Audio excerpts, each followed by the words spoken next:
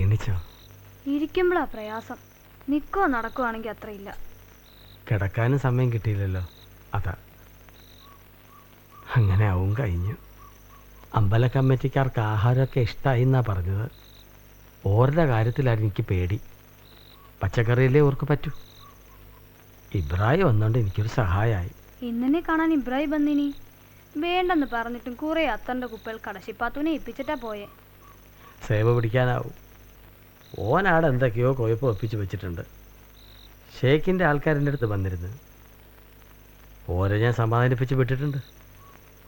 ഓൻ്റെ ആടം വരെ പോണ്ടി വരുമോന്നാ. കാലാണേൽ അത്ര നല്ലതല്ല.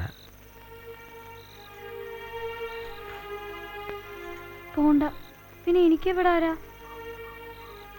പകല് മുഴുവനും അങ്ങോട്ടും ഇങ്ങോട്ടും നടന്ന് ക്ഷീണിച്ചല്ലേ.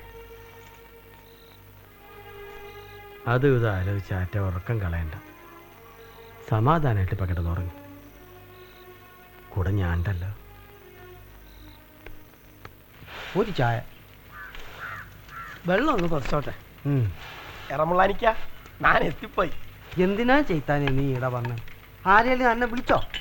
ഞാൻ എൻ്റെ കുതിരനെ നോക്കി നടന്നതാ, എങ്ങും കണ്ടില്ല. നടന്ന് നടന്ന് തളർന്നു.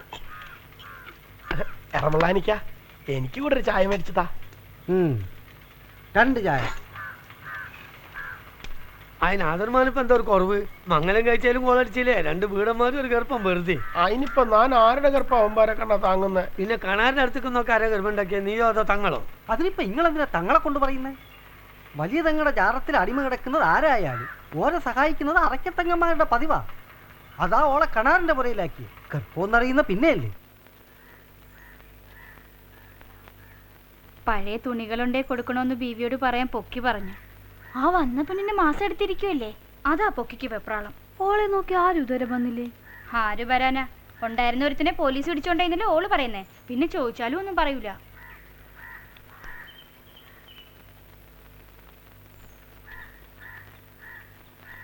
എണ്ണയോ കോയമ്പോ തുണിയോ എന്താന്ന് വെച്ചാ കൊടുക്ക്.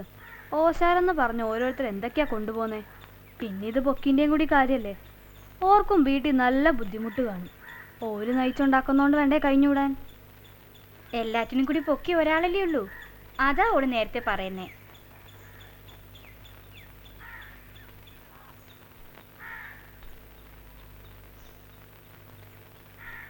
നിനക്കിതൊന്നും വേണ്ടേ?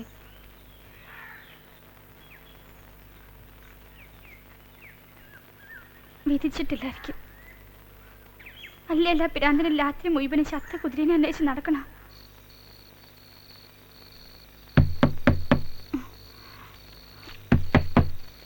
ആരാ ഇത്? ഞാനാ.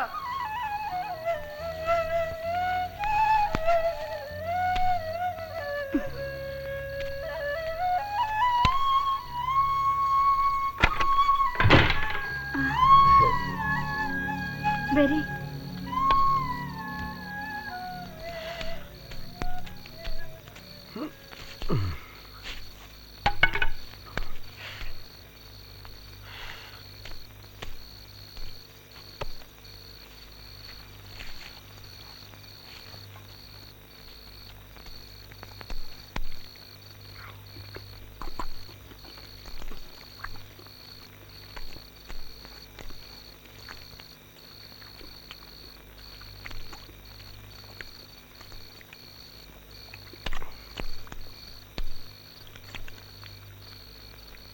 ഇനിയും ആണോ?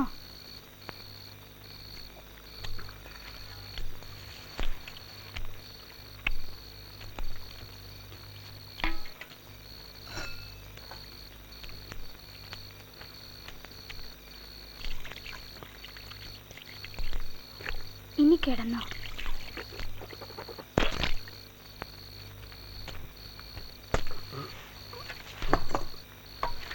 അയ്യോ.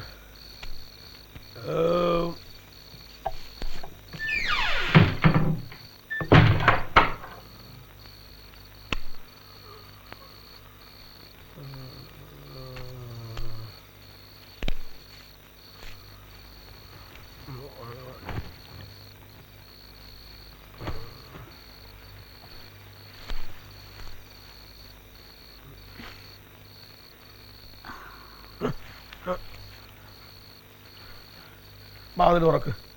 എന്താ? പോണം. എങ്ങോട്ടാ? എന്റെ കുയിര നാം പോണു.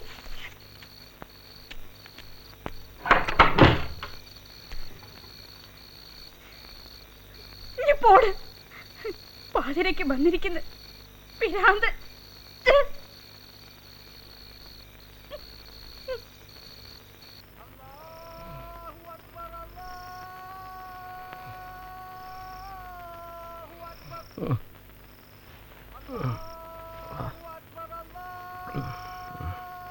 ആറ്റെ ആറ്റെ എണീക്ക്.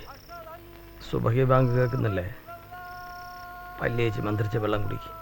ഞാൻ പള്ളി പോയിട്ട് വരാം.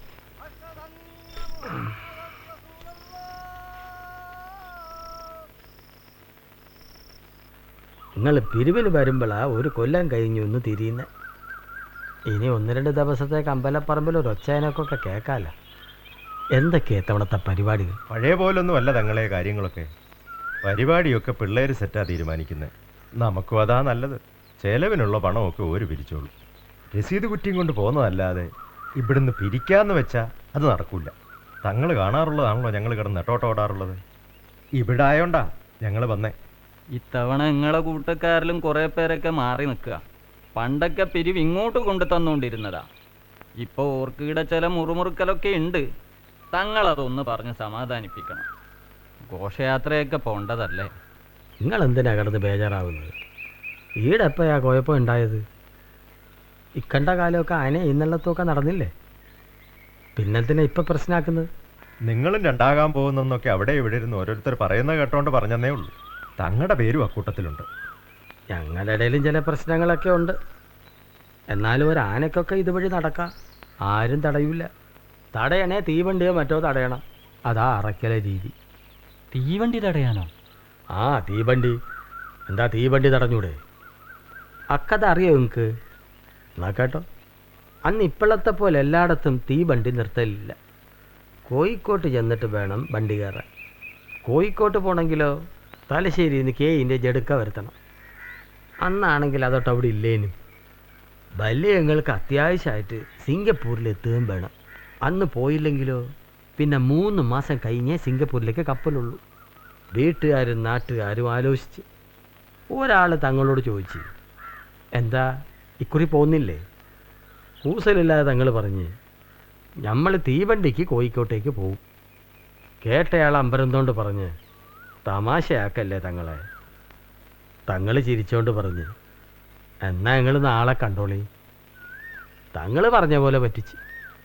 രാവിലെ വേലക്കാരെ കൊണ്ട് വീട്ടു സാധനങ്ങളൊക്കെ എടുപ്പിച്ചോണ്ട് തീവണ്ടിപ്പാളത്തിൻ്റെ അടുത്തേക്ക് നടന്ന് എന്നിട്ട് ആടങ്ങനെ കണ്ണ് പടച്ചുകൊണ്ട് എന്ന് മന്ത്രിച്ച്. ചീറിപ്പാഞ്ഞു പോകാറുള്ള വണ്ടി അന്ന് തങ്ങൾ നിന്നിടത്ത് വന്ന് നിന്ന്. അത്ഭുതത്തോടെ നോക്കിയെന്ന് വേലക്കാരോട് തങ്ങൾ പറഞ്ഞ്, എന്താ ചെയ്ത്താന്മാരെ നോക്കിക്കൊണ്ട് നിൽക്കുന്നത്? സാധനങ്ങൾ കയറ്റി വെക്കി, വണ്ടി ഇപ്പം വിടും. സാധനങ്ങൾ കയറ്റി വെച്ചതും വണ്ടി വിട്ട്. അങ്ങനെയാണ് ഇവിടെ തീവണ്ടി നിർത്താൻ തുടങ്ങിയതും തീവണ്ടി ആപ്പീസ് ഉണ്ടായതും.